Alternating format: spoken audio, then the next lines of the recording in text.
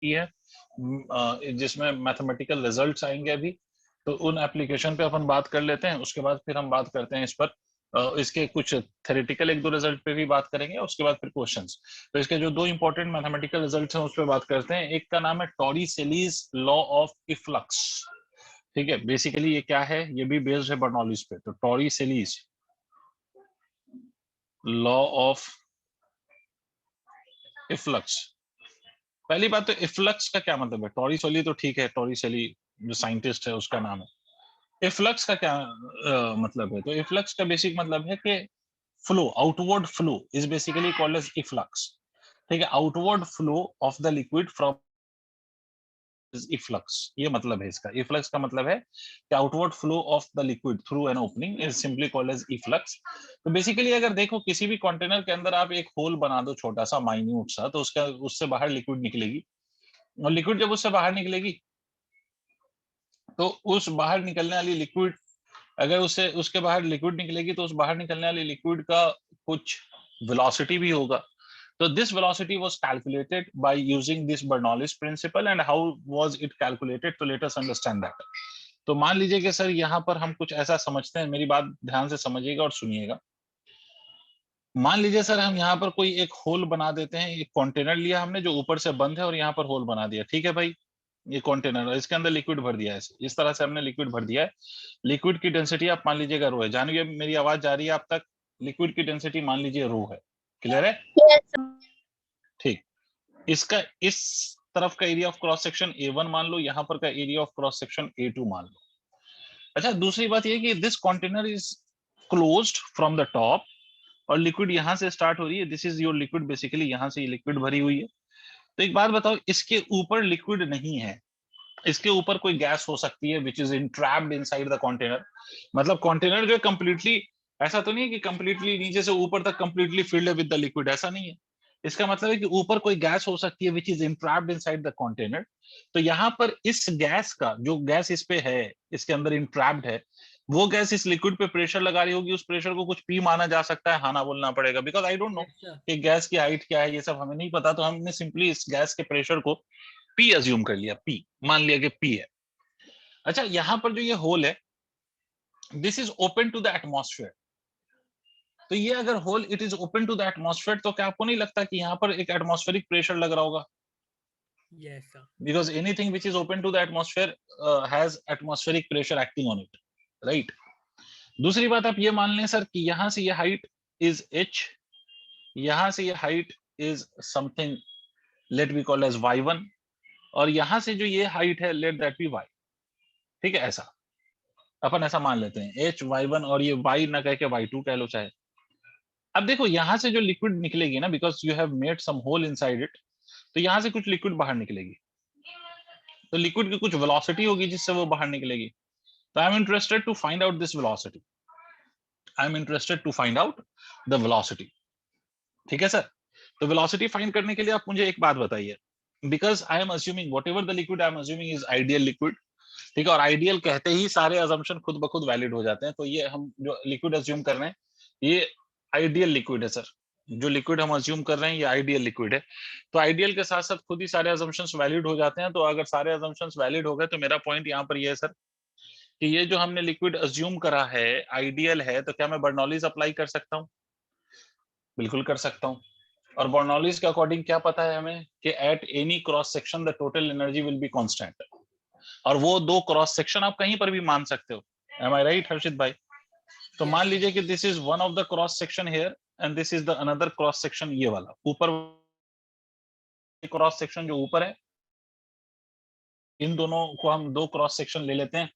तो एक बात बताइए, ऊपर वाले क्रॉस सेक्शन की बात अगर हम करें और यहाँ पर की बात करें, तो इस पॉइंट पे, इस क्रॉस सेक्शन में what are the values of total energy?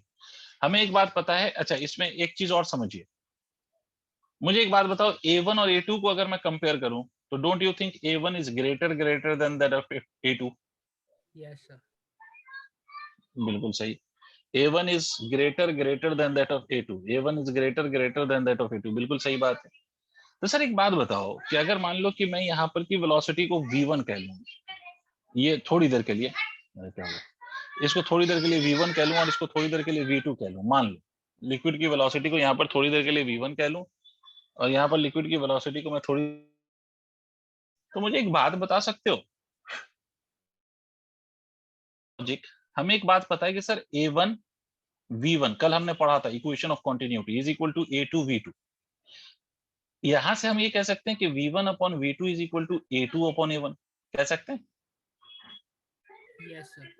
ठीक है, मुझे एक बात बताओ, एज a2 और v2 को कंपेयर करें तो as a2 is greater than that of a1, मैंने ऊपर उल्टा लिख दिया है, a2 ये वाला एरिया, अच्छा इसको उल्टा लिखा हुआ है मैंने, ओके तो थोड़ा सा ऐसे कर देते हैं, इसको 1 कर देते हैं, इसको 2 कर देते हैं, क्योंकि सारा कुछ सेम रहे। As a2 is greater then a1, मुझे बता सकते हो कि हमने पढ़ा था कि velocity is inversely proportional to area, तो a2 a1 से बहुत बहुत बड़ा है, तो क्या इन रिटर्न में ये कह सकता हूँ कि v1 will be greater than that of v2? सोच के देखो। Yes sir. ठीक है, इसका मतलब with respect to v1, with respect to v1 v2 can be neglected, v2 को हम नेग्लेक्ट कर सकते हैं विथ रिस्पेक्ट टू v1। ठीक है, v1 के रिस्पेक्ट में v2 can be neglected, with respect to v1 v2 को हम नेग्लेक्ट कर सकते हैं, मतलब दैट इज हम ये कह सकते हैं कि v2 अप्रोक्सीमेटली 0 है, किसके रिस्पेक्ट में? v1 के रिस्पेक्ट में। Did you understand the logic? आप ऐसा समझो ना कि एक बड़ा सा बकेट है और उसमें आपने एक पिन होल बना दिया है, ठीक है, एक पिन लिया है और उससे होल बना दिया, तो उस होल का area of cross section neglect कर सकते हो या नहीं? बड़े वाले पूरे कंटेनर के एरिया ऑफ क्रॉस सेक्शन के कंपैरिजन में you can obviously neglect the area of cross section of the pin hole, right? तो यही काम किया है हमने यहाँ पर। डन? Yes sir. नोट करिए ताकि मैं आगे अब इक्वेशंस लिख सकूं। सर मेरा क्वेश्चन था जी, सर, ये जो वेलोसिटी v2 है, मतलब ये पानी किधर को फ्लो करेगा जो हम उसकी v2 कह रहे हैं, बाहर नीचे की में? तरफ, बाहर की तरफ।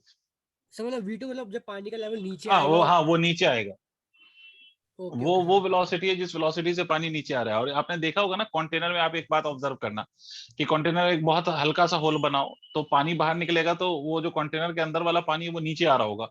तुम अगर बाहर जिस वेलोसिटी से पानी निकल रहा है और जिस वेलोसिटी से नीचे आ रहा है पानी, उन दोनों को कंपेयर करोगे तो आपको ये दिख जाएगा कि बाहर वाली वेलोसिटी के कंपैरिजन में नीचे आने वाली वेलोसिटी को ऑलमोस्ट हम नेग्लेक्ट कर सकते हैं। यस सर, समझ गया सर।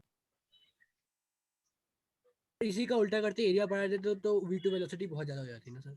जाहिर है। जी सर, समझ गया, थैंक यू। जल्दी।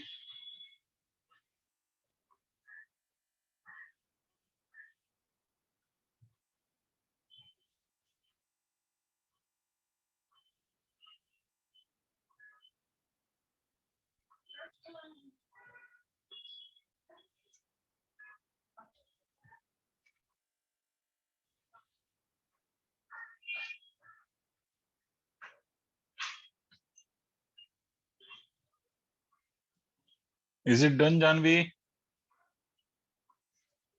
Yes. सर एक मिनट प्लीज। ओके,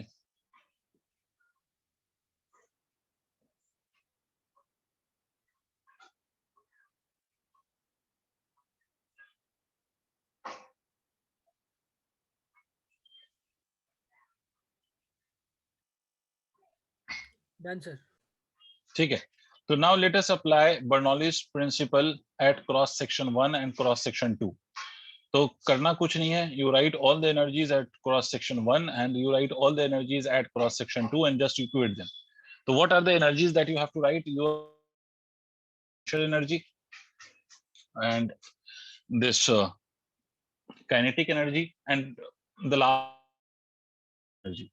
मान लो ग्रेविटेशनल पोटेंशियल एनर्जी लिखने के लिए वी नीड हाइट, तो all the height I we have measured from this bottom, तो इसको रेफरेंस लाइन मान लो। अगर आप इस क्रॉस सेक्शन पे लिख रहे हो 2 वाले क्रॉस सेक्शन पे, तो प्रेशर हमने P माना हुआ है plus of half into rho into V2 का square, this is what we have assumed. ठीक है, but V2 is 0 plus of इसकी जो हाइट है वो कितनी है y2, तो रो जी y2। पहले ये बताओ समझ में आया हो तो, but this quantity can be assume to be as 0, is it right? Yes sir. ठीक है, वो क्यों जीरो वो पहले एक्सप्लेन हम कर चुके हैं। Now coming to this point, यहाँ पर pressure energy is exactly equal to the pressure, and यहाँ पर जो प्रेशर है वो एटमॉस्फेरिक प्रेशर है plus of half into velocity I have assumed as rho V का स्क्वायर, ठीक है, प्लस ऑफ इसकी height rho G times of y1।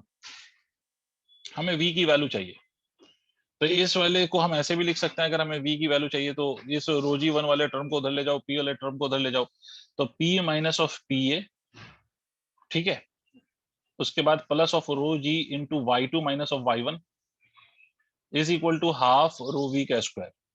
I hope आपको समझ में आ रहा है, ठीक है। तो y2 माइनस y1 को हम क्या लिख सकते हैं, देखो ये पूरा y2 है और ये y1 है, y2 में से y1 को सब्ट्रैक्ट कर दोगे तो this is the between the two liquids, ठीक है। देखो मतलब इस क्रॉस सेक्शन और इस क्रॉस सेक्शन के हाइट के बीच का जो डिफरेंस है वही आ जाएगा, तो इसका मतलब है ये p minus of P A plus of rho G H लिख सकते हो आप इसको, इज का स्क्वायर। तो v की वैल्यू कहाँ है, तो v की वैल्यू आ जाएगी आपकी sir under root of twice of p minus of P A, ठीक है, प्लस अब अच्छा इधर से रो भी आएगा, रो डिवीजन में आएगा तो यहाँ पर रो आ जाएगा और यहाँ से रो गायब हो जाएगा, ठीक है, यहाँ से रो गायब हो जाएगा, मतलब this will become equal to 2gh, twice of p minus pa divided by rho plus of 2gh, is it correct? Yes sir.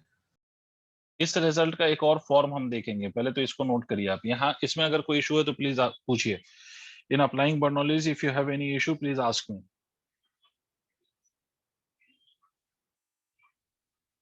Sir अभी हमने थोड़ा ऊपर वेकेंट स्पेस ले रखा है, वो नहीं लेते तो हाँ हम लोग वो नहीं लेते, अभी आते हैं उस बात पे, पहले इसको नोट कर लो।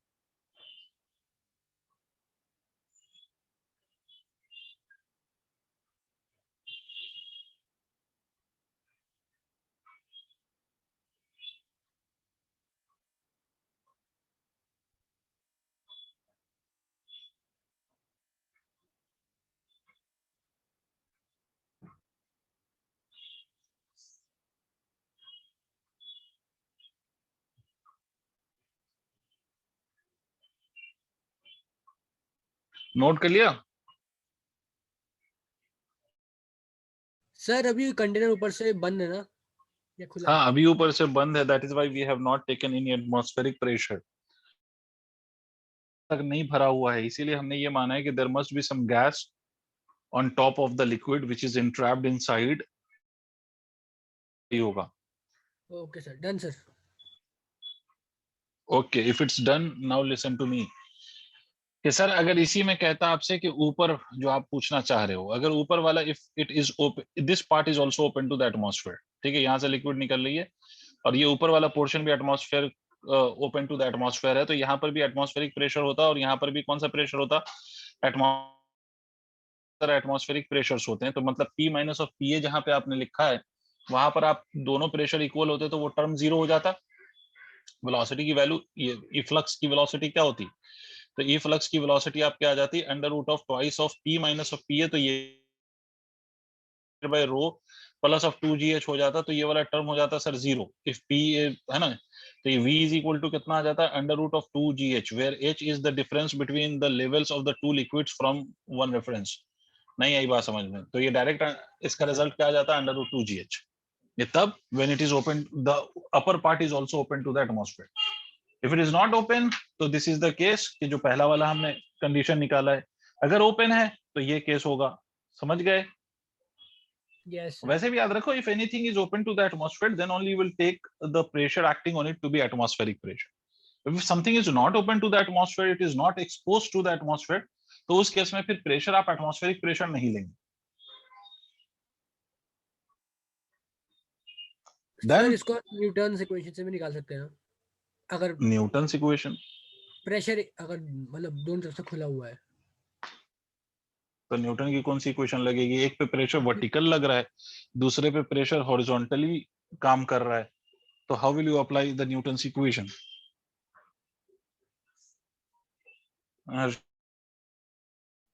हर्षित, यस सर, तुम मैं न्यूटन की इक्वेशन जो कहना चाह रहे हो ना, एक्चुअली में you are talking about the forces और लॉज। ये इस पे जो फोर्स लगेगा वो ऐसे लगेगा, इस पे जो फोर्स लगेगा equate or solve vertical force with the horizontal force in this case?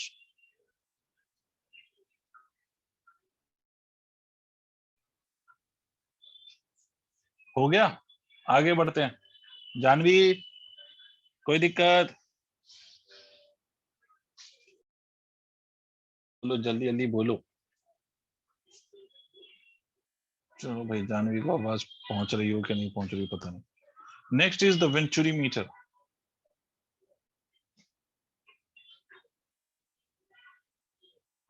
Next application, Bernoulli's का जो नेक्स्ट एप्लीकेशन आपको पढ़ना है that is venturi meter. Venturi meter basically होता क्या, पहले तो ये समझ लीजिए कि ये वेंचुरी मीटर बेसिकली मेजर करता है rate of volume of the liquid flowing through a pipe. ठीक है, किसी भी पाइप के थ्रू कितना लिक्विड फ्लो कर रहा है per unit time, that is basically measured by this device, that is basically called as venturi meter. ठीक है, तो इसमें ये बात लिख लीजिए कि it is a device, it is a device which measures the rate of liquid, the rate of liquid flowing through a pipe। जल्दी लिखिएगा ये डेफिनेशन। वेंचुरी मीटर क्या है? वेंचुरी मीटर एक डिवाइस है जो किसको मेजर करता है? वो रेट ऑफ फ्लोइंग लिक्विड को मेजर करता है, जो लिक्विड कहां से फ्लो कर रही है? पाइप से। That is measured by venturi meter. ये नोट करिए, फिर मैं कॉन्सेप्ट समझाता हूँ।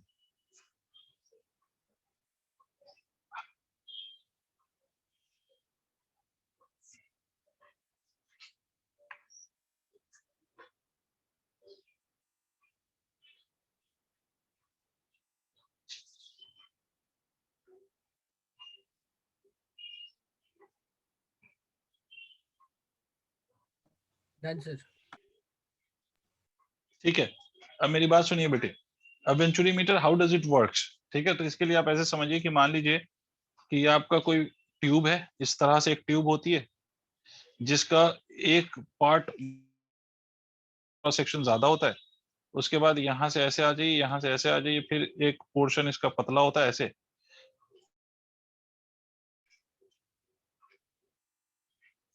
ये वाला पतला पोर्शन, फिर ऐसे मोटा पोर्शन, इस तरह से होता है।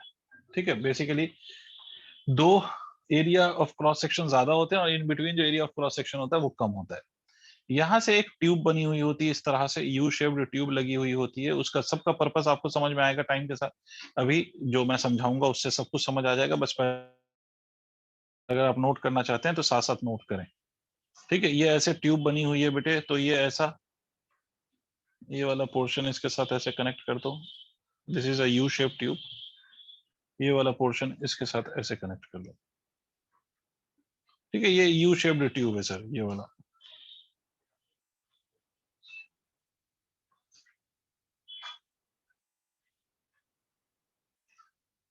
ठीक, अच्छा, यहां से कोई लिक्विड फ्लो करेगी, इसका एरिया ऑफ क्रॉस सेक्शन मान लेते हैं कैपिटल ए, यहाँ पर लिक्विड का एरिया ऑफ क्रॉस सेक्शन मान लेते हैं स्मॉल ए। ठीक है, एक कैपिटल ए और एक स्मॉल ए अपन ऐसे मान रहे हैं। यहाँ पर की वेलोसिटी को मान लेते हैं v1, यहाँ पर की वेलोसिटी को मान लेते हैं v2।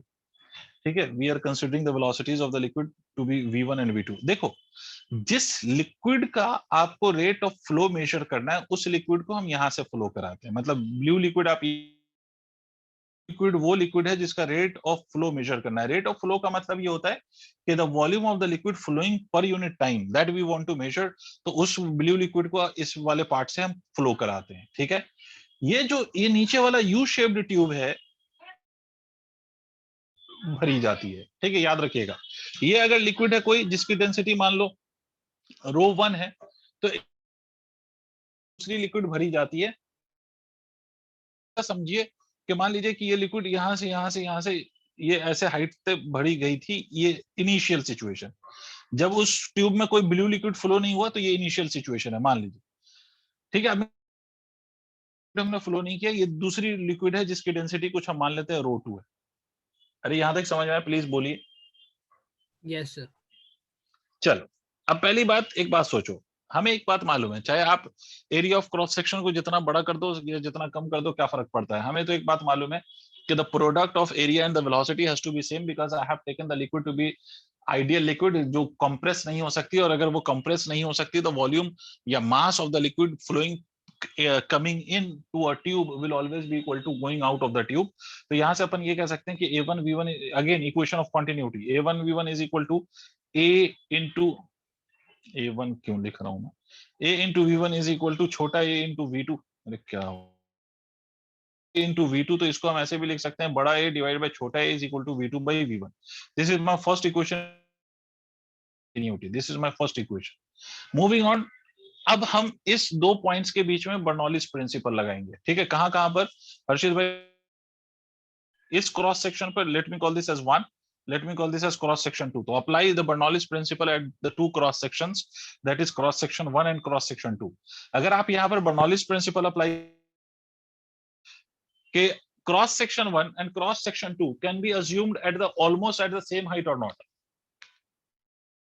Yes sir. Reference level कहीं यहां मान लूं, तो ये जो आपका फर्स्ट क्रॉस सेक्शन है और ये जो सेकंड क्रॉस सेक्शन है ऑलमोस्ट सेम हाइट पे माना जा सकता है, because as such there is not a very large difference between the height of the two cross sections जो हमें कंसीडर करना चाहिए। तो we can obviously claim these to be at the same height, am I right? इसका Yes, sir. मतलब the potential energy at the cross section 1 will be exactly the cross section 2। तो sir hence, हाँ बोलो। Sir आपकी आवाज cut आ रही बीच में। बीच में मेरी आवाज कट रही है, एक मिनट रुकना।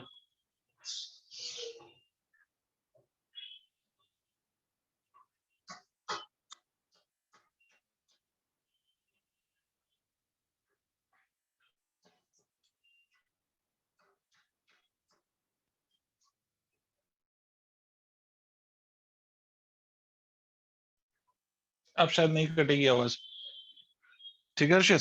स्टिल अगर कोई इशू हो तो बता दीजिएगा। तो खैर ये देखिए, ये वाला क्रॉस सेक्शन मैंने आपसे बोला और ये वाला क्रॉस सेक्शन मैंने कहा कि almost they are at the same height. तो यहाँ पर और यहाँ पर पोटेंशियल एनर्जी की वैल्यू सेम है या नहीं? Yes sir. सर पक्की हाँ बात sir, sir? Yes sir, yes sir. Okay sir, ठीक है। अब यहाँ पर कुछ प्रेशर होगा, क्योंकि अच्छा ये मत कहना कि sir it is atmospheric pressure, नहीं, लिक्विड का फ्लो हो रहा है कहीं से और उस लिक्विड के फ्लो के अंदर हम ये क्रॉस सेक्शन अज्यूम कर रहे हैं। ठीक है, समझ रहे हो? तो ये मतलब ये ट्यूब अब कहीं तो होगी ना, कहीं से तो कनेक्ट होगी, यहाँ पानी जहां से आ रहा होगा वहां से कनेक्ट होगा, तो ये कहीं से आ रहा है, हम उसके अंदर कोई क्रॉस सेक्शन अज्यूम कर रहे हैं। तो you can not call this pressure to be as atmospheric pressure. बात समझ आई? ठीक है, ये लिक्विड का कुछ प्रेशर होगा इस पॉइंट पर, है ना?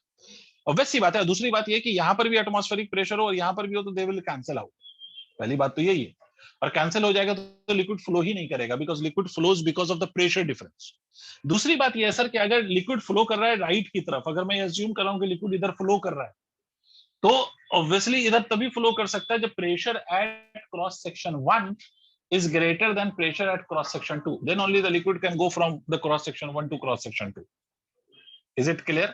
यस क्योंकि sir, liquid always yes sir. Flows from higher pressure to lower pressure. ठीक है, ओके। तो इसको आप ऐसे लिख सकते हैं, देखिएगा सर, इसको आप ऐसे लिख सकते हैं कि this will be written as pressure P1। I am assuming the pressure to be at this point to be as P1 and I am assuming the pressure at this point to be P2। हाँ sorry, P1 plus of half into rho into V1 का square, plus of, चाहो तो मैं लिख देता हूँ rho GH is equal to P2 plus of half into rho into V2 का square plus of again rho GH, because both of the cross section is assumed to be at the same height, तो rho GH वाला term cancel. तो ये वाला term कितना हो जाएगा? P1 minus of P2 is equal to half into rho into V2 का square minus of V1 का square. Is it clear Harshit? Yes sir. ये इक्वेशन नंबर 2। पहले यहां तक नोट करो, आगे बताता हूं।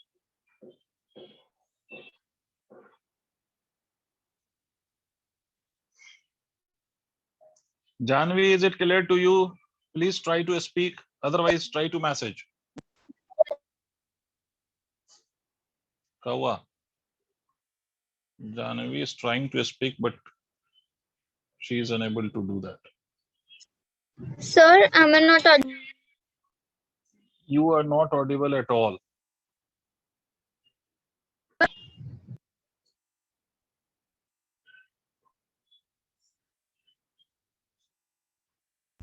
Sir, am I audible? Now you are audible. Yes, sir, I'm understanding.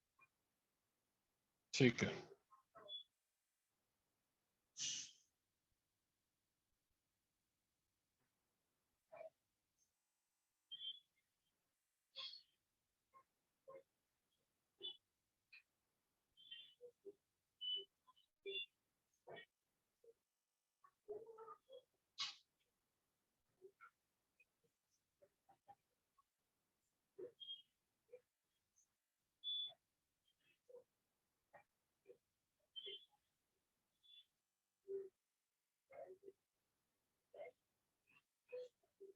यहां तक नोट कर लेना तो बताना मुझे।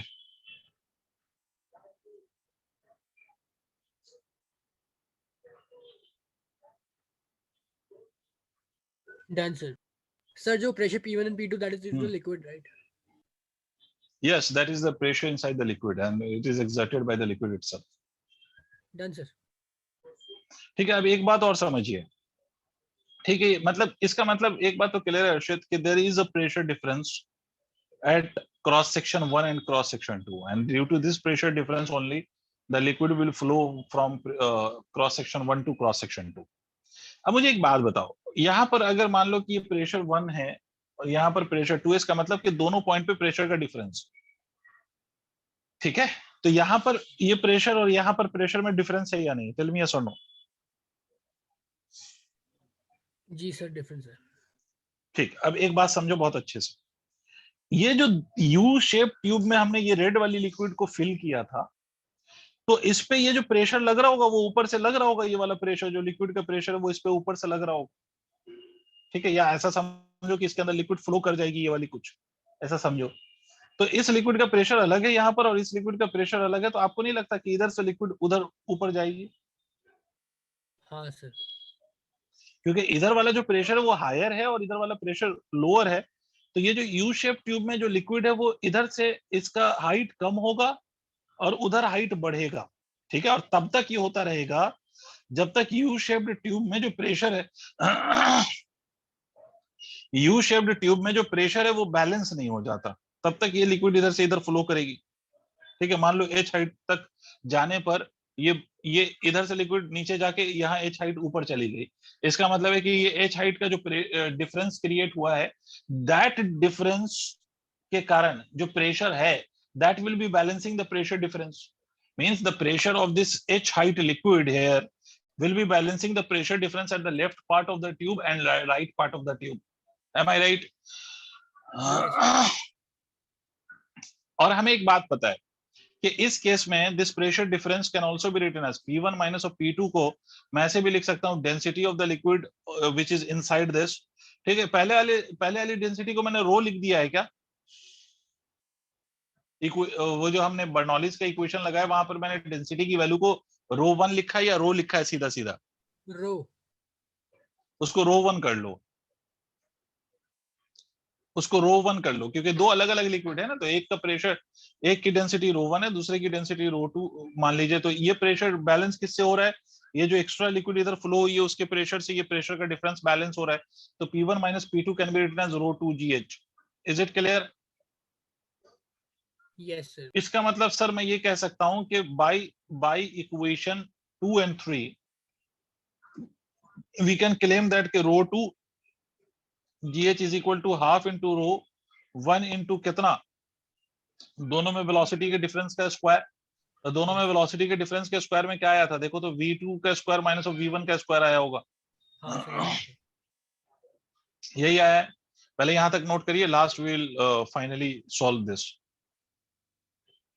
अब देखो यहाँ पर दो अननोन है, या तो V2 और V1, हमें दोनों ही चाहिए, बट यहाँ पर दोनों अननोन है, तो दोनों अननोन एक साथ तो सॉल्व नहीं होंगे, तो इसलिए हम क्या करेंगे यूजिंग दिस इक्वेशन 1, हम या तो V2 को V1 के टर्म्स में लिखेंगे या V1 को V2 के टर्म्स में लिखेंगे। तो पहले यहां तक नोट करिए आप।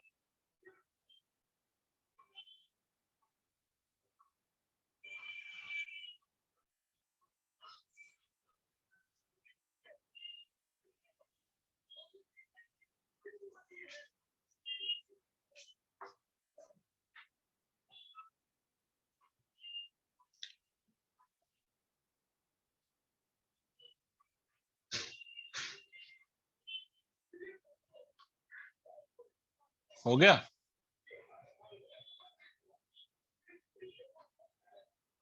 Yes sir.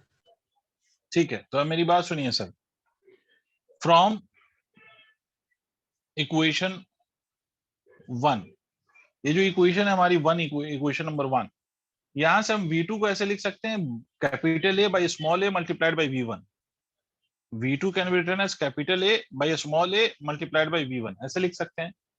पुट V2 इन इस इक्वेशन में, इसको भी कुछ नाम दे दो चाहे, पुट V2 इन इक्वेशन 4। अगर आप इस इक्वेशन में रखेंगे तो आप क्या लिखेंगे, rho 2 GH is equal to half into rho 1 into यहाँ पर था ये V2 का स्क्वायर माइनस V1 का स्क्वायर था क्या, तो V2 की जगह आप क्या लिखेंगे, A by A into V1 का स्क्वायर माइनस ऑफ V1 का स्क्वायर। मुझे लग रहा है मैं अकेला सीख रहा हूँ। नहीं सर, आ रहा है हमको समझ में। ओके, रो 2 GH को आप लिख सकते हैं हाफ रो 1, यहाँ पर आप लिख सकते हैं सर ए स्क्वायर माइनस, मैं डायरेक्ट सिंप्लीफाई भी कर रहा हूँ, अगर नहीं समझ में आए तो पूछ लेना, V1 का स्क्वायर कॉमन। सर वो जी कैंसिल हो गया था ना। नहीं जी क्यों कैंसिल होगा, why it will be cancelled? वो रो GH वाला टर्म कैंसिल हुआ था बर्नौलीज जब हमने लगाया था, और ये जो हमने लिखा है P1 माइनस P2 यूट्यूब में जो प्रेशर का डिफरेंस है that is being balanced by rho GH।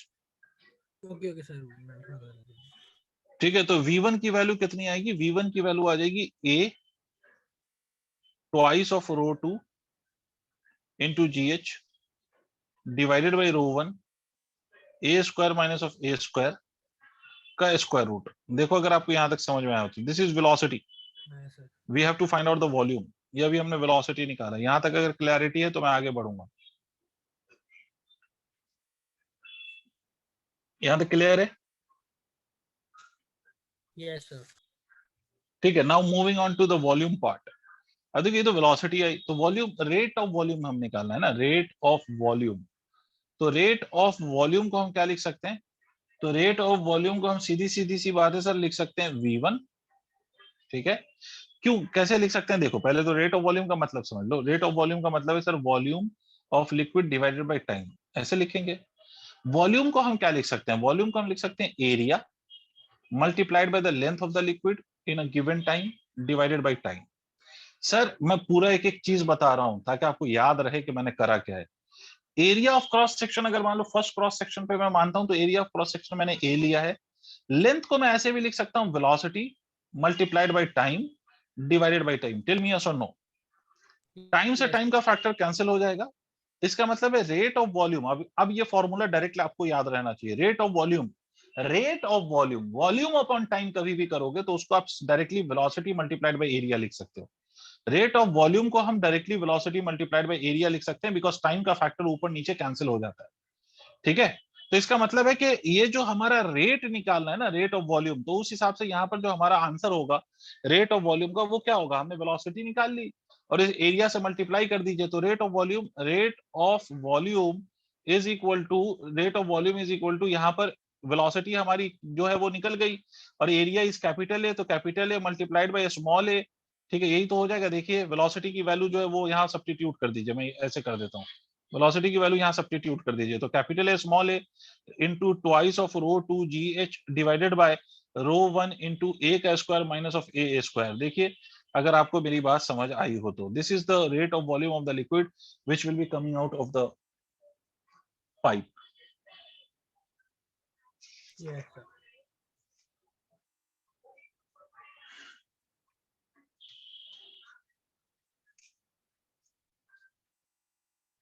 Note करिए, and if it is clear we will solve few question based on this.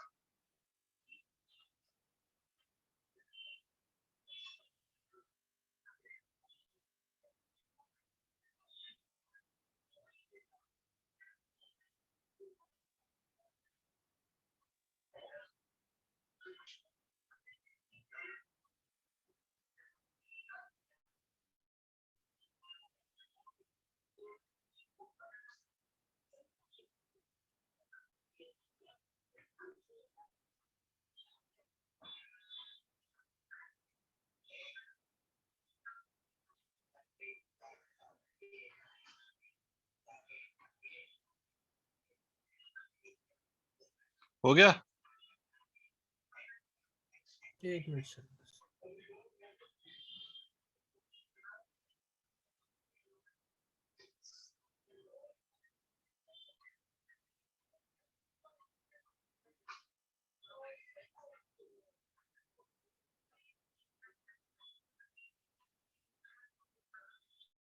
Done sir.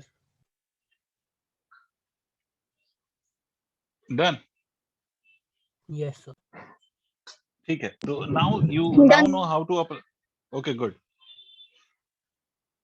तो now you know how to apply this Bernoulli's principle. Actually में कुछ नहीं किया हमने। हम चाहे efflux की वेलोसिटी निकालें या फिर हम वेंचुरीमीटर का वर्किंग समझें, इन सब में what we have used is the Bernoulli's principle only. यही हमें जो प्रिंसिपल है यही हमने यूज करना है। तो this is what we have used, right. अब इसी पे एक दो क्वेश्चंस मैं कराता हूँ, एक दो क्वेश्चंस करिए ताकि आपको ये इक्वेशन लगाना आ जाए। उसके बाद फिर फर्दर हम आगे की बात करेंगे। तो एक क्वेश्चन पे आते हैं सर। पहला क्वेश्चन मिलके करते हैं सर। क्वेश्चन आपसे बोला गया कि water is flowing through two horizontal pipes of different diameters which are connected together. In the first pipe, the speed of water is 4 meter per second and the pressure is itna. Calculate the speed and pressure of water in the second pipe. The diameter of the pipe are 3 centimeter and 6 centimeter. समझिएगा, ये एक pipe है, this is a horizontal pipe, और इस horizontal pipe को हमने ऐसा एक दूसरा हॉरिजॉन्टल पाइप इसके साथ कनेक्ट कर दिया। These are two pipes. इसका जो डायमीटर है, डी की वैल्यू है सर, डी की वैल्यू इज 3 सेंटीमीटर, और इस वाले पाइप की जो डायमीटर है that is equal to 6 centimetre. आपसे कहता है कि सर यहाँ पर जो प्रेशर है, यहाँ पर प्रेशर की value they have given you that it is 2 into 10 to the power 4 Newton per meter square, and the velocity at this end is 4 meter per second. The velocity is also given. आपको बताना है कि sir इस point पे what will be the value of pressure की value कितनी होगी, ठीक है, what will be the value of pressure and what will be the value of velocity. This is the two parts which you are supposed to calculate for. ठीक है, और question में साफ साफ कह दिया है वाटर, मतलब वाटर इज फ्लोइंग। वाटर कह दिया, अगर स्पेशली मेंशन कर दिया वाटर, तो वाटर की डेंसिटी हमें पता है। What is the density of water? 1 kilogram per metre cube, या 1 very gram good, per metre 1 gram per centimetre cube and 10 to the power 3 kg per metre cube. हाँ sorry sir, वो 10 to the power 3 use कर दिया।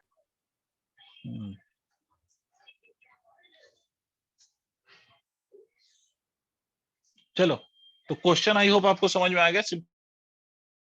Equation share देखो, velocity निकालने के लिए तो अगर एक पॉइंट पे हमें वेलोसिटी पता है, एरिया पता है, तो हम दूसरे पॉइंट पे वेलोसिटी निकालने के लिए we can just apply equation of continuity to get the value of velocity. Velocity निकालने के लिए तो बस इतना सा काम करना है आपने, ठीक है। तो हमें एक बात पता है sir, v1 a1 is equal to v2 a2, जैसे भी लिख लो। v1 we know the value of v1। Area आप कैसे लिखेंगे? तो एरिया क्रॉस सेक्शन की एरिया, तो cross section of the pipe जो होगा वो सर्कुलर ही तो होगा, और सर्कुलर का आपको क्या गिवन है? तो सर्कुलर का आपको गिवन है sir, they have given you the diameter, तो आपको रेडियस यूज करना है। तो आप क्या लिखेंगे? 4। यहां पर आप क्या लिखेंगे? Velocity at this cross section is 4 multiplied by pi multiplied by r square. R का मतलब डायमीटर का आधा, तो डायमीटर का आधा आप करेंगे तो 1.5 इंटू सेंटीमीटर में तो 10 टू द पावर -2 का स्क्वायर। ऑल्दो यहाँ पर अगर मैं कन्वर्जन नहीं भी करता तो भी फर्क नहीं पड़ता, क्योंकि सेंटीमीटर का कन्वर्जन कैंसिल ही हो जाएगा। और v2 की वैल्यू हमें चाहिए, a2 आप क्या लिखेंगे? Multiplied by pi multiplied by ये 6 का हाफ, तो this will be 3 into 10 to the power -2 का स्क्वायर। यही तो लिखते हैं आप, तो क्योंकि 6 है तो 6 का हाफ करेंगे। हाँ ना बोलो, पाई से पाई कैंसिल हो गया सर। v2 की वैल्यू हमें चाहिए, v2 is equal to 4 into 1.5 का स्क्वायर, तो 1.5 का स्क्वायर अपॉन 3 का स्क्वायर इंटू 10 टू द, ऊपर भी 10 टू द पावर -2 का स्क्वायर, नीचे भी 10 टू द पावर -2 का स्क्वायर, तो ये दोनों टर्म कैंसिल हो जाएगा ना। Yes sir. मुझे लग रहा है मैं अकेला सीख तो खुश हो रहा हूँ। नहीं, नहीं सर, तो ये सॉल्व करेंगे। अच्छा, सॉल्व कर रहे हो, तो ये सॉल्व करेंगे तो रिजल्ट क्या आ जाएगा? 1 metre per second. Yes sir. ठीक है, तो एक तो आंसर आ गया। अब दूसरा आंसर ला सकते हो, मैं तुम्हें थोड़ा सा समय दे रहा हूँ। प्रेशर निकालो, both the pipe are horizontal, ये बात याद रहे। फाइंड करो तो प्रेशर। मैं हिंट दे देता हूँ, प्रेशर निकालने के लिए you will have to use Bernoulli's principal.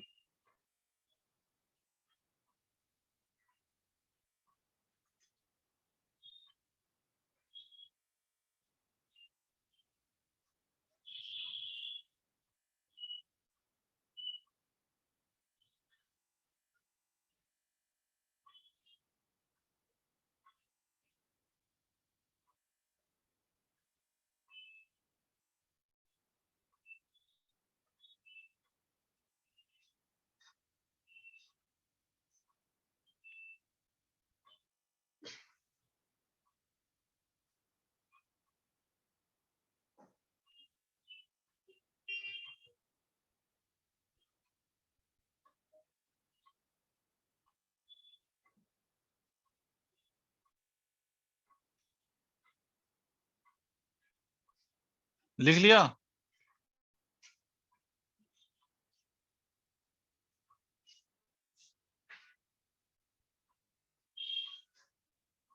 Pressure you are saying 27.5 into 10 to the power 3. Yes, you are right, Harshit. Janvi, did you get the value of pressure by applying this equation, Bernoulli's equation? No, sir, I was trying. I didn't get the. Okay, tell me one thing, Janvi. What will be the difference of potential energy at the two cross sections? What will be the difference of potential energy at the two cross sections? Can you tell me? यहाँ पर जो gravitational potential energy इस cross section पे और इस पर, what will be the difference of that?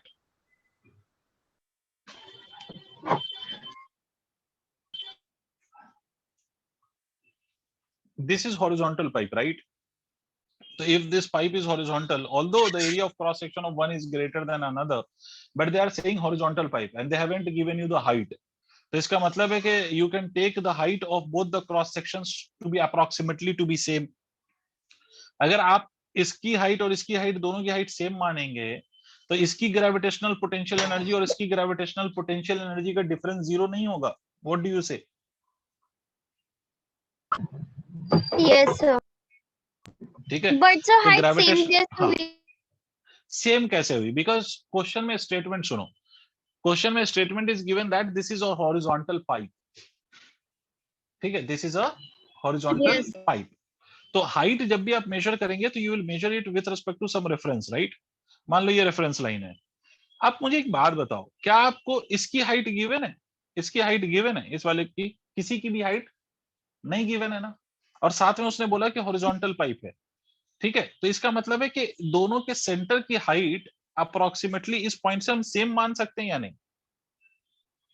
या आप ऐसे भी देखो, दोनों का सेंटर एक ही पॉइंट पे कोइंसाइड कर रहा है, मतलब एक कॉमन लाइन पे कोइंसाइड कर रहा है, तो उस कॉमन लाइन की जो हाइट है वो तो सेम ही होगी ना. तो मैं नहीं आया. Yes. अगर ये हॉरिजॉन्टल पाइप नहीं होता तो फिर there would have been difference. अगर मान लो ये पाइप ऐसे होता, ये ऐसे, ये ऐसे, ये ऐसे, ये ऐसे. ठीक है, अब देखो इन दोनों का, अगर आप देखो इन दोनों का क्रॉस सेक्शन का सेंटर अभी भी उनकी कॉमन लाइन है जो आपको दिखाई दे रही है. बट अगर आप ये रेफरेंस लाइन लेंगे तो इस पॉइंट की हाइट ये है और इस पॉइंट की हाइट ये है. Now there is a difference of height. Yes, sir. समझ आ गया. ठीक है, तो because the height difference is zero, that is why the gravitational potential energy difference will also be zero. तो यहाँ पर आप सिंपली लिखेंगे प्रेशर एट दिस पॉइंट. और हमें क्या पूछा है दोनों पॉइंट पे? हमें प्रेशर पूछा है सेकंड पॉइंट पे और फर्स्ट पॉइंट का प्रेशर हमें ऑलरेडी गिवन है. तो हम लिखेंगे सर यहाँ पर pressure of that point is the first point is 2 into 10 to the power 4 plus of half into rho. Rho मतलब because we are talking about the water, तो रो की वैल्यू कितनी लिखेंगे आप? तो रो की वैल्यू आप लिखेंगे 10 to the power 3. याद रखिए एसआई यूनिट में लिख रहे हैं आप. तो 10 to the power 3 kg per meter cube multiplied by v का स्क्वायर. v के स्क्वायर की वैल्यू कितनी है? 16. this will be equal to pressure at this point plus of half into again 10 to the power 3 multiplied by यहाँ पर v का square. v की value शायद 1 आई थी हमारे हिसाब से, तो 1 का स्क्वायर. ठीक है, तो ये प्रेशर हम चाहिए, तो प्रेशर की वैल्यू हो जाएगी sir 2 into 10 to the power 4 plus of half into 10 to the power 3 into 16 minus of 1 is 15. इसको इधर ले आओ, तो 16 minus of 1 is 15. तो इसको सॉल्व करिए आप. तो इसको आप ऐसे भी लिख सकते हैं, pressure is equal to 20 into 10 to the power 3 plus of 2.5 होगा ना, ये सॉरी ये 15 है तो 7.5 into 10 to the power 3 plus और minus, I made some mistake. Yes, sir. ठीक है, तो 27.5 इंटू 10 टू द पावर 3 लिख दीजिए आंसर। तो प्रेशर की वैल्यू कितनी हो जाएगी? 27.5 into 10 to the power 3। This is the answer to this question. ठीक है सर जी। सर मतलब ये अभी आपने इक्वेशन ऑफ क्या कहते हैं उसको sir a1 v1 equals a2 v2 से सर वो आपने यूनिट चेंज नहीं करी सर। मेरा ये पता नहीं क्यों नहीं आ रहा है, मेरा 10 मीटर पर सेकंड आ रहा है। आप एक बार कर देंगे सेंटीमीटर में चेंज करके? मतलब विदाउट चेंजिंग द यूनिट्स? नहीं सर, यूनिट चेंज करनी है, ये वेलोसिटी को भी तो मैंने भी तो यूनिट चेंज किया था। चलो मैं लिख देता हूँ भाई। आप यूनिट चेंज करेंगे, v2 इज इक्वल टू क्या लिखेंगे आप? 1.5 का स्क्वायर, यही तो आएगा ना फाइनल रिजल्ट में। 1.5 का स्क्वायर डिवाइडेड बाय 3 का स्क्वायर। टेल मी यस और नो? यस सर, एक बार प्लीज आप Into- स्टार्टिंग से कर दीजिए सर, प्लीज स्टार्टिंग से। अरे यार सर पूरा बस एक टाइम मिनट, खराब तो मुझे करवाया देखना यार। मैं गलती क्या कर रहा हूँ। पहली बात तो हम यही लिखेंगे ना, a1 v1 is equal to a2 v2। तो एरिया जो 1 है उसकी वैल्यू आप लिखेंगे pi into 1.5 into 10 to the power minus 2 का स्क्वायर इंटू v1 की वैल्यू हमें गिवन है, सर शायद सर आप कितनी इसको गिवन है? कन्वर्ट मत करिए सर, इसको नहीं कीजिए, वो मीटर इसको सेंटीमीटर में करना है। मीटर को? कौन सा मीटर है जिसको सेंटीमीटर में करना है? 4 वेलोसिटी को? मीटर। हाँ यार तुम हमेशा उल्टा काम क्यों करते हो यार हर्षद? सर, मैं वही देख रहा हूँ सर, मेरा गलत क्यों आ रहा है सर, एक बार प्लीज। तो इसकी वैल्यू कितनी थी? कहाँ गए? 4 पाई मीटर पर इंटू सेकंड। 1.5 का स्क्वायर। जब एक बात सोच, जब सेंटीमीटर में कन्वर्ट करेगा तो फाइनल आंसर फिर मीटर में लाना पड़ेगा ना तुमको। और v1 की वैल्यू कितनी है? v1 की वैल्यू 4 मीटर पर सेकंड है। इसका मतलब है 4 इंटू 10 टू द पावर 2, यही तो लिखेंगे सेंटीमीटर पर सेकंड। 400 सेंटीमीटर पर सेकंड हो जाएगा। हाँ sir. This is equal to a2 की वैल्यू कितनी है? 5 इंटू 3 का स्क्वायर इंटू कितना? v2। तो अनडाउटेडली v से v कैंसिल हो गया, तो ये हो गया 1.5 का स्क्वायर करो तो कितना हो गया? 2.25। 2.25 divided by 9 multiplied by 4 into 10 का square is equal to v2।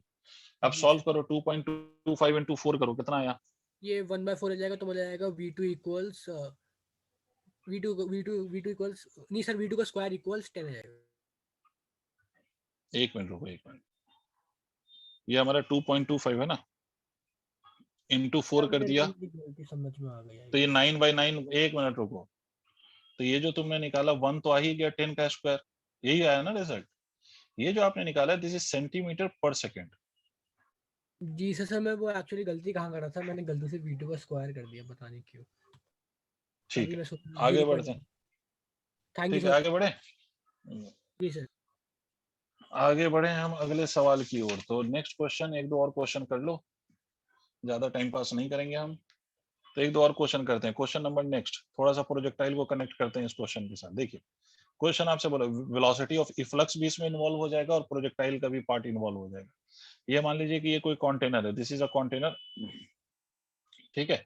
और इसमें हमने बेसिकली ऐसा समझो कि बॉटम में, बिल्कुल बिल्कुल बॉटम में इस कंटेनर में बिल्कुल बॉटम में हमने एक होल बना दिया है जहां से लिक्विड बाहर आएगी। ये लिक्विड है, ठीक। दूसरी बात ये कि लिक्विड बाहर आएगी तो यहाँ पर ग्राउंड पे प्रोजेक्टाइल के फॉर्म में गिरेगी नहीं। बोलो हाँ कि ना? भाई लिक्विड बाहर निकलेगी तो ऐसे निकलेगी, ठीक है। Yes sir. तो ये ऑब्वियसली प्रोजेक्टाइल के फॉर्म में ही जाके गिरेगी, ये बात तो ऑब्वियस है। मान लीजिए कि इसकी लिक्विड की हाइट h थी, इस इंस्टेंट पे, किसी भी इंस्टेंट पे ये हाइट h है, इनिशियल हाइट। और ये जिस पे ये रखा हुआ है, ये जिस इस सरफेस पे रखा हुआ है, स्टैंड पे रखा हुआ है, बेसिकली ऐसा समझ लो दिस इज अ स्टैंड, ठीक है। उसकी हाइट मान लीजिए कि कुछ कैपिटल h है, मान लेते हैं, ठीक है।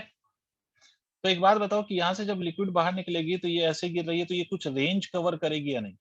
टेल मी यस और no. Yes sir. Will it cover some range? Because it is going like a projectile, तो obviously it will cover some range. और मान लीजिए कि लिक्विड की डेंसिटी रो है, तो आपसे क्वेश्चन ये पूछा गया कि what is the value of range. इस रेंज की वैल्यू क्या होगी, ठीक है। मिलके करते हैं। देखो आप मुझे एक बात समझाओ, forget about the stand. Stand का तो अभी एज सच कोई रोल नहीं है, पहले तो इस बात को समझो, इसमें प्योर काइनेमेटिक्स का क्वेश्चन है ये, प्योर फ्लूइड का बस इतना कॉन्सेप्ट है कि you need to find out the velocity with which this liquid will be coming out. तो मेरे को हर्षित एक बात बताओ, don't you think this top surface of this liquid and this cross section या जो ये होल है, both are open to the atmosphere? Yes sir. बात समझ में आ गई? तो अगर both are open to the atmosphere, don't you think the pressure that would be acting would be atmospheric pressure? हाँ सर। तो एक बात सोचो, हमने वेलोसिटी ऑफ इफ्लक्स अगर आप डायरेक्टली याद हो तो क्या हम डायरेक्टली इस फॉर्मूले को √2gh लिख सकते हैं? पहले तो ये बताओ।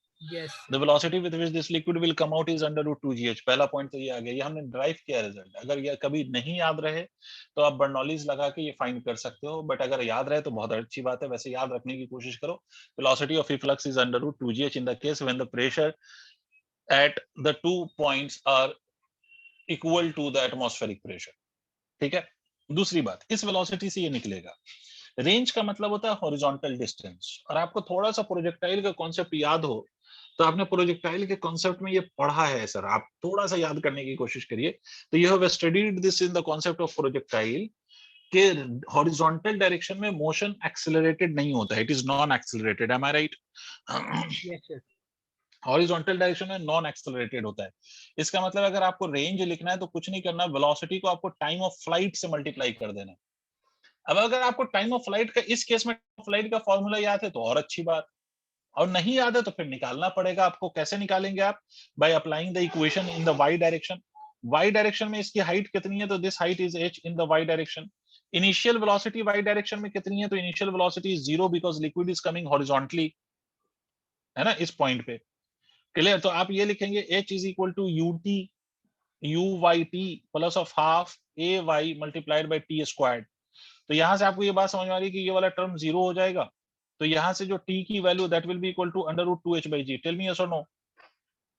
a y की वैल्यू g होगी यस सर, सर। ठीक है? तो ये वैल्यू वहां उठा के रख दीजिए। तो रेंज की वैल्यू कितनी आ गई? रेंज की वैल्यू आ गई √2gh multiplied by √2h by g। This is the value of range. खत्म।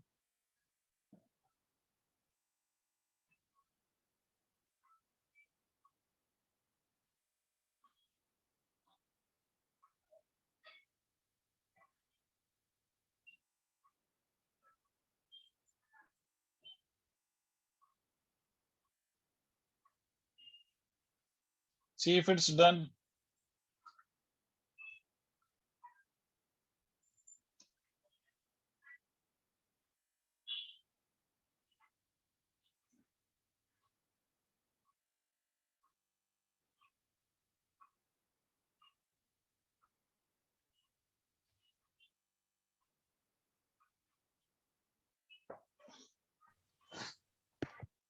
Done sir.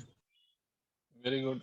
एक और क्वेश्चन, उसके बाद फिर हम आगे कॉन्सेप्ट पे डिस्कशन शुरू करेंगे, बट उससे पहले मैं चाहता हूँ एक और क्वेश्चन पे डिस्कशन हो सर जाए। ये जो वेलोसिटी √2gh आ रही है बिल्कुल कोइंसिडेंटल है ना उस चीज से कि ये न्यूटन इक्वेशन से भी सेम आएगी? यस, न्यूटन इक्वेशन नहीं यार, वो काइनेमेटिक्स की इक्वेशन कहते हैं उसको। यस सर, सॉरी मतलब। हाँ हाँ, यस, वो इंसिडेंटल है कि वो सेम आ रही है, और वो तब आती है जब प्रेशर की वैल्यू सेम आ रही है। अगर प्रेशर की वैल्यू दोनों पॉइंट पे सेम नहीं है तो फिर नहीं आती है सेम।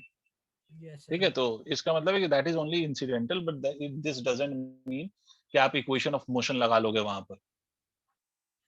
ठीक है, खैर। तो यहां से लिक्विड फ्लो कर रही है सर, ऐसे आपसे बोला गया यहां तक लिक्विड इसमें भरी हुई है, ये लिक्विड। ठीक है, लिक्विड का जो हाइट है यहाँ पर दैट इज 3 मीटर, और यहाँ पर जो लिक्विड का हाइट है इस होल से जहां से लिक्विड निकल रहा है that is equal to 52.5 centimetre. ठीक है, लिक्विड का नाम पानी है। क्वेश्चन सुनिए कि क्वेश्चन कहता है कि water is filled in a cylindrical container to a height of 3 metre as shown. The ratio of cross sectional area of orifice and the beaker is 0.1। Orifice का बेसिक मतलब याद रखना, इसको ओरिफिस कहते हैं, ओरिफिस भी कहते हैं इसको। ठीक है, ओरिफिस का बेसिक मतलब होता है very small hole made in a container is basically called as orifice. ठीक है, ये क्या चीज है? ओरिफिस भी कहा जाता है। तो कहीं पर ओरिफिस लिखा हो तो कंफ्यूज नहीं होना। अब आपसे क्या कहता है मान लो कि मैं ये इस कंटेनर का area of cross section capital a मान लूं और इस ओरिफिस का area of cross section small a मान लूं, तो हमसे कहता है कि capital a the area of cross section the ratio of the cross sectional area of orifice and the beaker, मतलब small a by capital a is equal to 0.1। ठीक है, a is area of cross section of container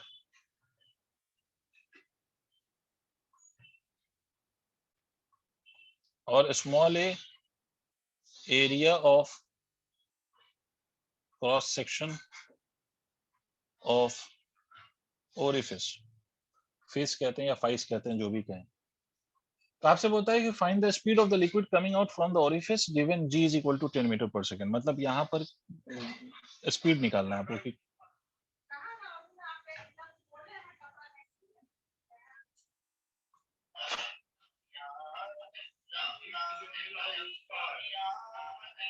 ठीक है।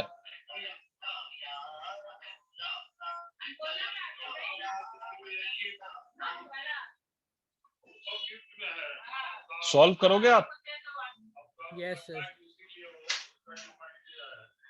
करो।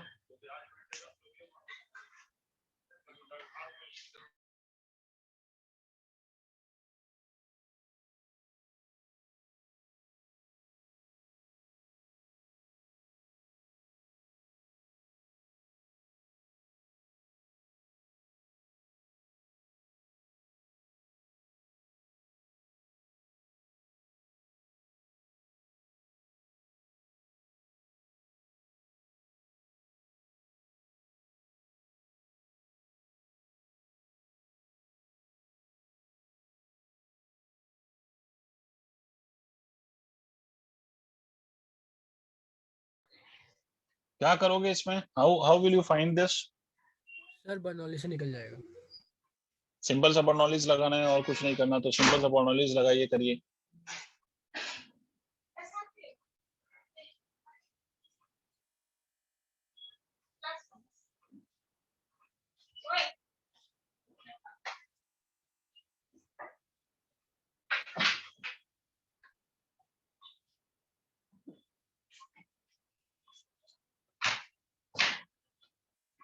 ठीक है, simple सी बात है कि यहाँ अच्छा it is open container right. Yes तो एटमॉस्फेरिक प्रेशर आपको कंटेनर के फ्री सरफेस पे भी लेना है और ओरिफिस पे भी एटमॉस्फेरिक प्रेशर लेना है। देखिए क्या सॉल्व करके।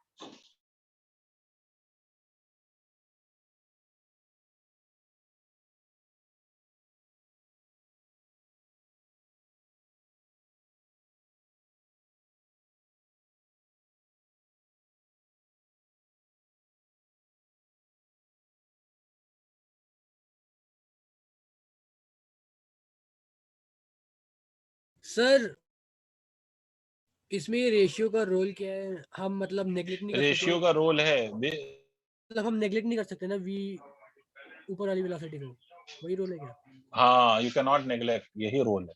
Very good, now you understood. इस केस में आपसे ये नहीं बोला गया कि वो एरिया ऑफ क्रॉस सेक्शन जो है वो that is much much greater than that of this, ये इसीलिए उसने रेशियो दिया है आपको। Good.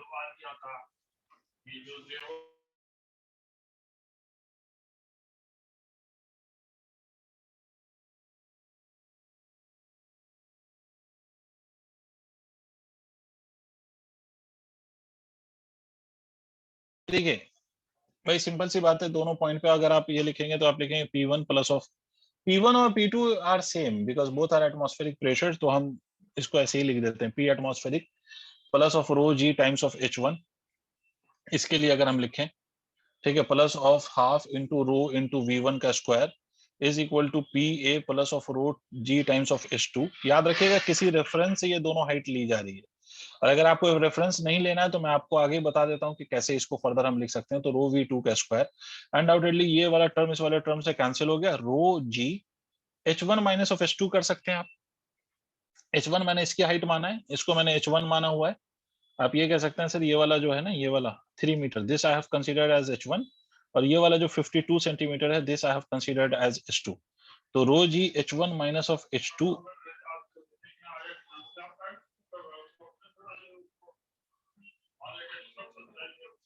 Half into rho into v2 का स्क्वायर माइनस ऑफ v1 का square, they are two unknowns. ठीक है, ये इक्वेशन क्लियर है।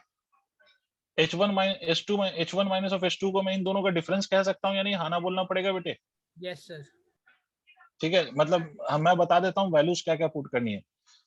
अब ये एक इक्वेशन बन गई हमारी। अब आते हैं v2 और v1 दोनों ही अननोन है, तो इस केस में हम क्या लिखेंगे? हम लिखेंगे sir v2 that is the velocity through the orifice, और ये तो आप लिखेंगे v1 upon v2, v1 upon v2 is equal to क्या लिखेंगे? जिसका हम वेलोसिटी ले रहे हैं उसके दूसरे वाले की एरिया लेंगे, तो एरिया इसकी लेंगे हम, छोटे वाले की। ठीक है, तो इसको हम लिखेंगे small a by capital A, and this is given as 0.1। तो यहाँ से हमें एक रिलेशन मिल जाता है, v1 is equal to 0.1 times of v2। Is it correct? Second equation, just put this equation 2 in equation 1। Equation 2 को 1 में रख दो, इक्वेशन 2 को 1 में रख दो, और h1 माइनस ऑफ h2 ये डिफरेंस है, ये रख दो और सॉल्व कर लो। तो अगर आप सॉल्व कर लोगे तो आपकी जो ओरिफिस से जो वेलोसिटी है, वेलोसिटी जो ओरिफिस के थ्रू है, that will come out to be √50। ठीक है, सॉल्व करके देखेंगे आप, मैं सॉल्व नहीं कर रहा हूं, इसके थ्रू जो वेलोसिटी निकालेंगे तो ये √50 आएगी।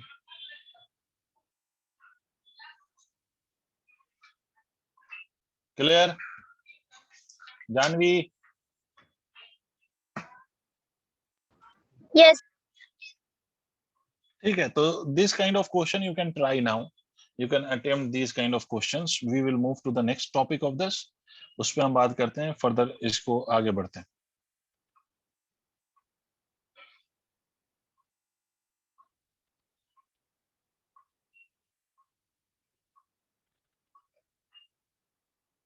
हो गया ये?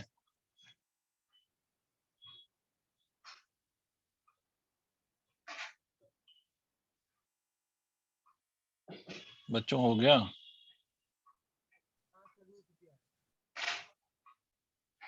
Yes. सर रूट 50 ठीक है, मेरी बात, हाँ √50 आ जाए, वेरी गुड। अब बेटे यहाँ के बाद अब जो लास्ट सेगमेंट है इस पूरे यूनिट का, उसमें we will be discussing about the molecular behaviour of the liquid. मतलब we will be discussing about the molecular theory, एक तरह से मैं कह सकता हूँ मॉलिक्यूल्स के नेचर पे बात हो रही होगी, जिसमें हम पढ़ेंगे सरफेस टेंशन क्या होता है, कैपिलैरिटी क्या होती है, राइज ऑफ कैपिलरी क्या होता है, एक्सेस प्रेशर क्या होता है इन लिक्विड ड्रॉप, है ना, या सोप बबल, ये कुछ चीजें हमें पढ़नी है। एंगल ऑफ कॉन्टैक्ट क्या होता है, ये कुछ चीजें, मतलब बेसिकली हम मॉलिक्यूलर लेवल पे थोड़ी सी बात करेंगे। मॉलिक्यूलर थ्योरी कह सकते हो आप एक तरह से, मॉलिक्यूलर थ्योरी ऑफ लिक्विड कह सकते हो, जिसमें हम सरफेस टेंशन, सरफेस एनर्जी, इन सबसे शुरुआत करेंगे। बट इससे पहले कि मैं सरफेस एनर्जी, सरफेस टेंशन को हम लोग पढ़ना शुरू करें, उससे पहले कुछ चीजों को समझें। यहाँ पर कुछ कुछ टर्म्स यूज होंगे, यहाँ पर कुछ कुछ टर्म्स यूज होंगे, और वो टर्म्स क्या है वो आप सुन लें। पहला टर्म जो यूज होगा यहाँ पर, कोहेसिव फोर्स। ठीक है, कुछ कुछ टर्म्स हैं जो आप सुने, कोहेसिव फोर्स। दूसरा टर्म है एडहेसिव फोर्स। ठीक है, तो ये टर्म्स क्या क्या है इस बात को समझें। आपको एक बात मालूम है कि cohesive force, cohesive force, cohesive force का क्या मतलब होता है?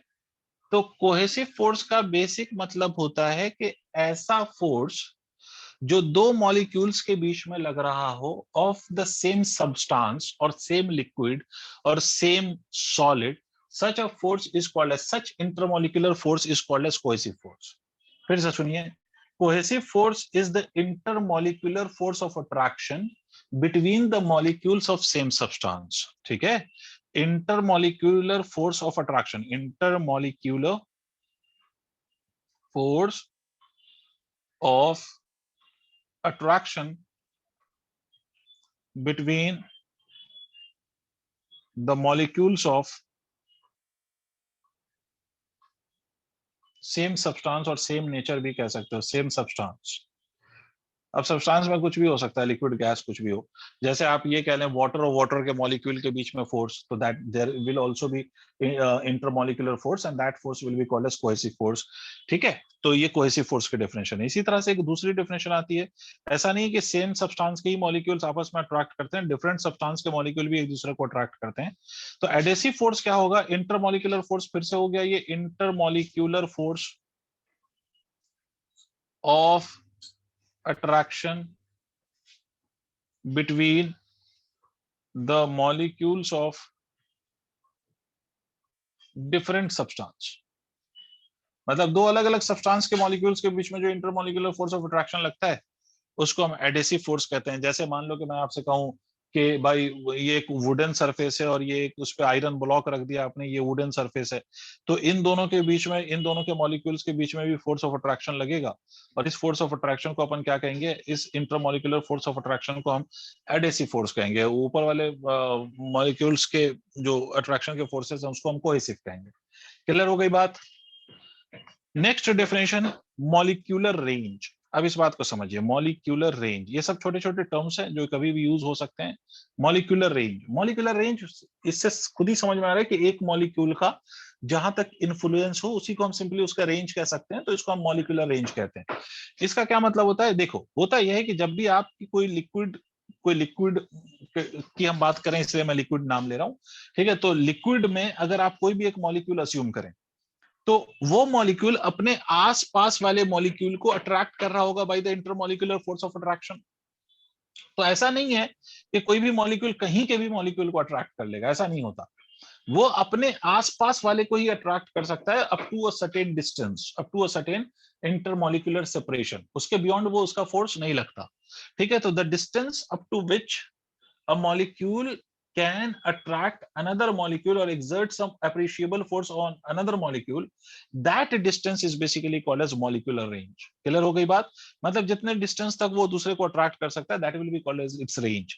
तो इसको अपन कह सकते हैं molecular range को, it is the maximum distance, it is the maximum distance up to which a molecule can attract another molecule।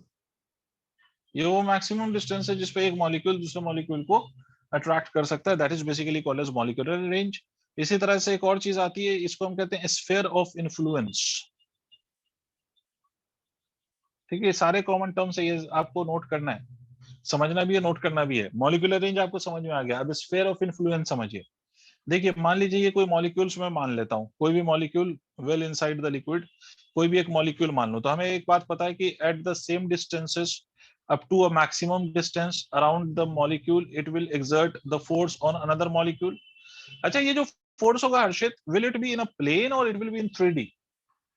मतलब कोई भी मॉलिक्यूल जो अट्रैक्ट करेगा वो सिर्फ प्लेन के पार्टिकल को या पूरे 3D over the whole volume, right? तो है ना, तो इन सारे डिस्टेंसेस की लेंथ इक्वल है, इन सबको अगर कंबाइन कर दो आप, तो मैं ये कह सकता हूं कि this will form a sphere, right? This will form a sphere. इसी स्फीयर को हम स्फीयर ऑफ इन्फ्लुएंस कहते हैं। इसका क्या मतलब हुआ? स्फीयर ऑफ इन्फ्लुएंस का मतलब ये हुआ कि अगर मैं किसी भी मॉलिक्यूल के अराउंड एक स्फीयर ड्रॉ कर दूं whose radius is exactly equal to the molecular range, तो उस स्फीयर पे जितने भी पार्टिकल्स होंगे that will be attracted by that molecule which is at the centre of this sphere. Clear हो गई बात? इसी को हम स्फीयर ऑफ इन्फ्लुएंस कहते हैं। तो डेफिनेशन में लिखिए, a sphere drawn around a molecule as the center, a sphere drawn around a molecule, a sphere drawn around a molecule as the center, a sphere drawn around a molecule as the center and with radius equal to molecular range, and with radius equal to molecular range is known as a sphere of influence, and its radius equal to molecular range is known as a sphere of influence।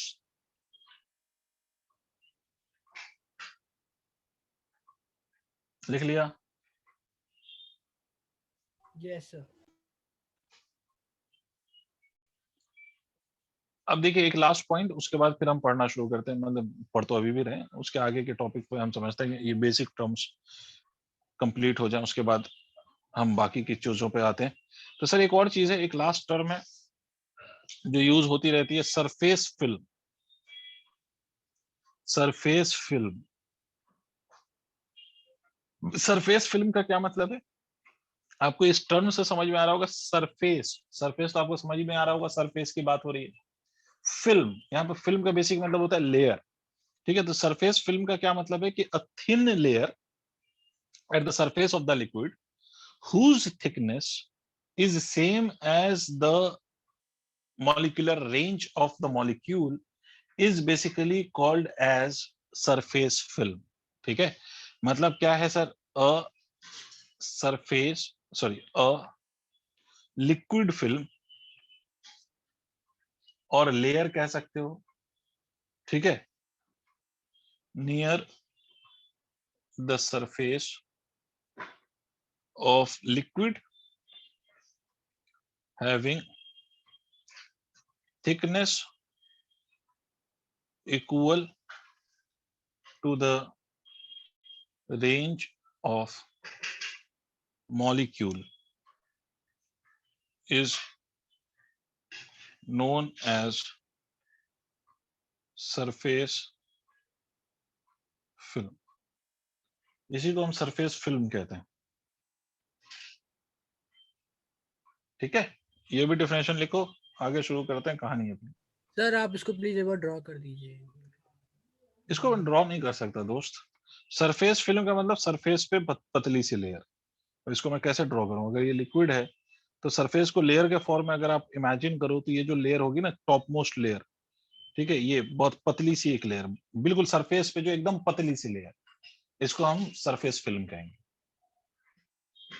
Sir having surface thickness की molecule का मतलब देखो, क्या है? अगर हम surface पे कोई लेयर अज्यूम कर रहे हैं तो उसकी कितनी थिकनेस हो सकती है?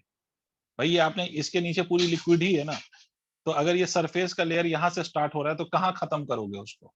मतलब ये पूरी लिक्विड है, यस सर। इस बात को समझो ना, पूरी लिक्विड है।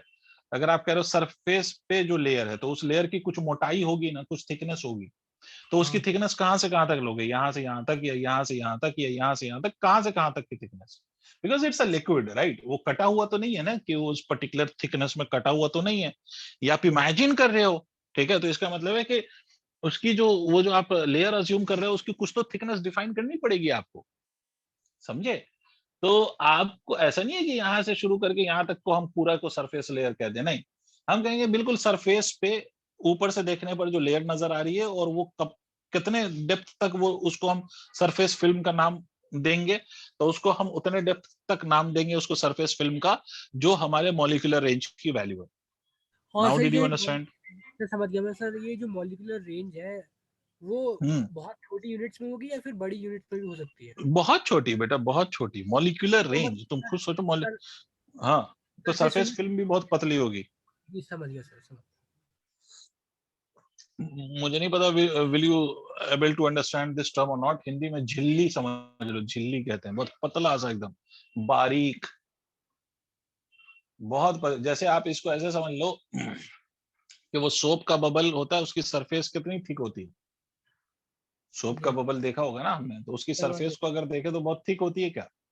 ठीक है, तो तो इस तरह की है ना, मतलब उससे भी पतली समझ सकते हो ऐसे। क्लियर है? Got it. Okay, so moving on. Now we move to the topic. The first topic that we have to understand in this molecular theory is surface tension. Now, what is this surface tension? We have to understand this surface tension. अब देखो surface tension होता क्या है, basically उसको मैं पहले molecular theory समझाऊंगा तो सरफेस टेंशन आपको ज्यादा अच्छे से समझ आ जाएगा। बुक्स में पहले सरफेस टेंशन डिफाइन करते हैं, फिर मॉलिक्यूलर थ्योरी देते हैं। मैं मॉलिक्यूलर थ्योरी पहले समझा रहा हूँ कि what is the cause for surface tension, that we will discuss first and then I will define surface tension. देखो, मान लो कि ये सरफेस फिल्म है, ऑल्दो सरफेस फिल्म की थिकनेस बहुत ज्यादा होगी या बहुत कम होगी बहुत कम। हर्षित? बहुत कम। स्टिल सिर्फ समझने के लिए हमने थोड़ा सा ज्यादा कर लिया, उसको ज्यादा बना के दिखा रहे हैं, तभी तो समझ में आएगा हमें। ठीक है, तो ये हमने ऐसे दिखा दिया, this is my surface film, this is my surface film. ठीक है Janvi ji, this is my surface film. अब देखो सरफेस फिल्म के अंदर भी there will be number of molecules inside this surface film, right? अब मैं कुछ मॉलिक्यूल अज्यूम कर रहा हूँ, एक molecule I am assuming well inside the liquid, और एक molecule I am assuming at the surface. Try to understand. one molecule I have assumed well inside the liquid, and the another molecule I have assumed in the surface film. ठीक है? तो जो molecule हम inside the liquid assume करेंगे, उस molecule पे there will be the force of attraction due to its neighbouring molecule in all the possible direction. Don't you think so? Yes sir. ठीक. एक बात बताओ, what is the net force on this molecule now? 0. 0. Force 0, इसका मतलब है ये वाला particle equilibrium में. ठीक है, ये वाला मॉलिक्यूल इक्विलिब्रियम में है, मतलब ये स्टेबल है. That is stable. ये तो मतलब हुआ भाई, कोई उस पर नेट फोर्स नहीं लग रहा है. It is in stable position. It will neither go upward nor it will move downward. It is stable. It has low energy, minimum value of energy, so it is stable. There is no problem with this, right? Yes. अब आते हैं उस molecule पे which is well inside the surface, और बिल्कुल top point पे assume कर रहा हूं.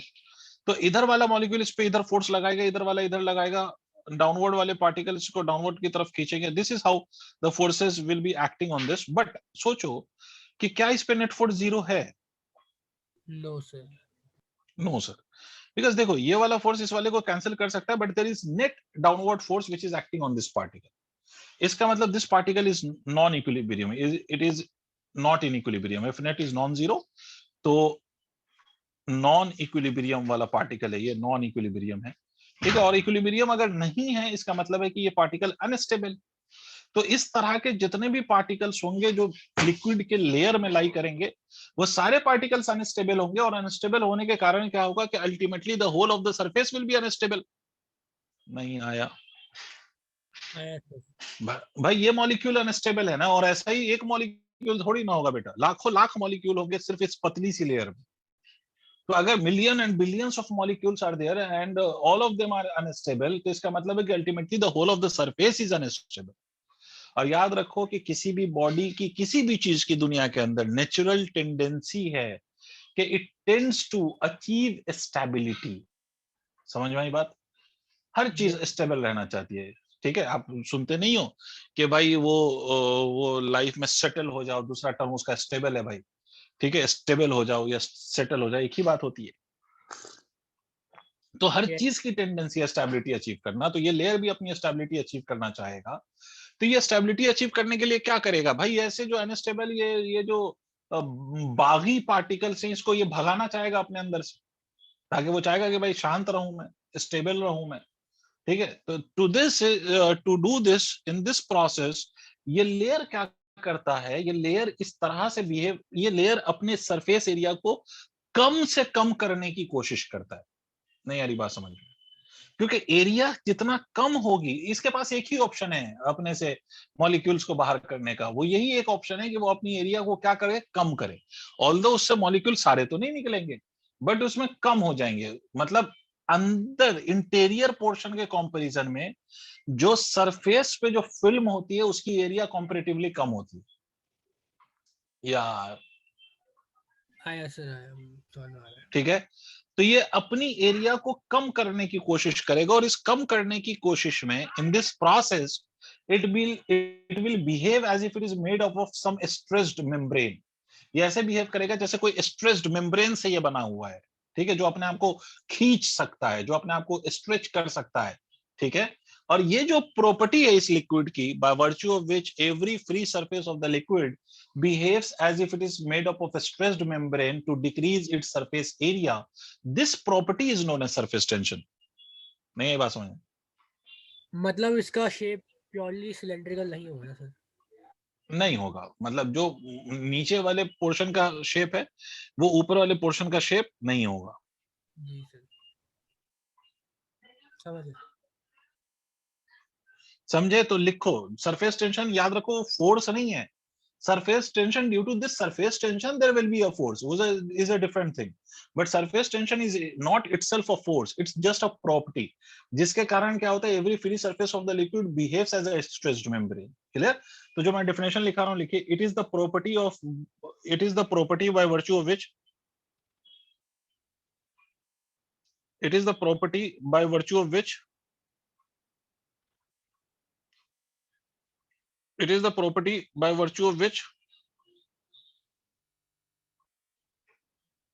a free surface of liquid.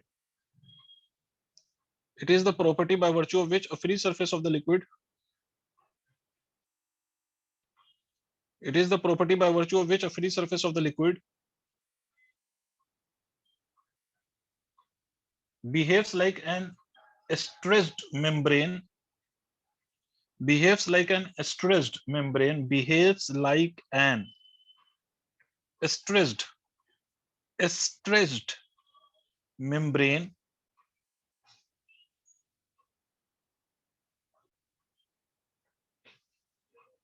Stressed membrane tending to contract.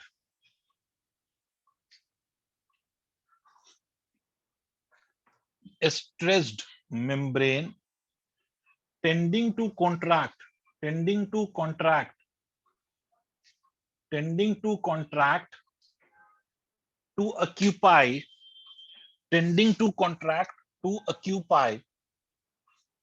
Tending to contract to occupy minimum surface area. Tending to contract to occupy minimum surface area. Tending to contract to occupy minimum surface area. Clear? Yes, sir. ठीक है, इसका practical जो आपको daily life experiences है वो कल उस पर डिस्कशन करेंगे और इसकी कहानी को कल कंटिन्यू करते हैं आगे।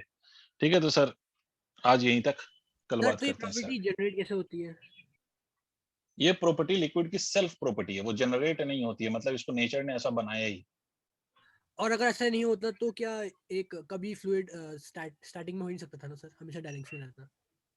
अगर ऐसा नहीं होता तो वो तो बात की बात है। अच्छा, इसका कोई लेना देना स्टैटिक और डायनेमिक्स से नहीं है। नहीं सर, हो सकता था कि लिक्विड अपने ये ऊपर वाले लेयर्स को नीचे भेजता है, फिर नीचे वाले को ऊपर करता है। ये एट जब भी लिक्विड रेस्ट में होती है तो ये फ्री सरफेस इस तरह से बिहेव करता है। लिक्विड रेस्ट में नहीं होती है तो वो फ्री सरफेस इस तरह से बिहेव नहीं करता है, वो फ्लो कर रहा होता है तो वो वैसे ही बिहेव नहीं करता है। बट इसका कोई ऐसा सच ये नहीं है कि भाई ये नहीं होता तो वो होता।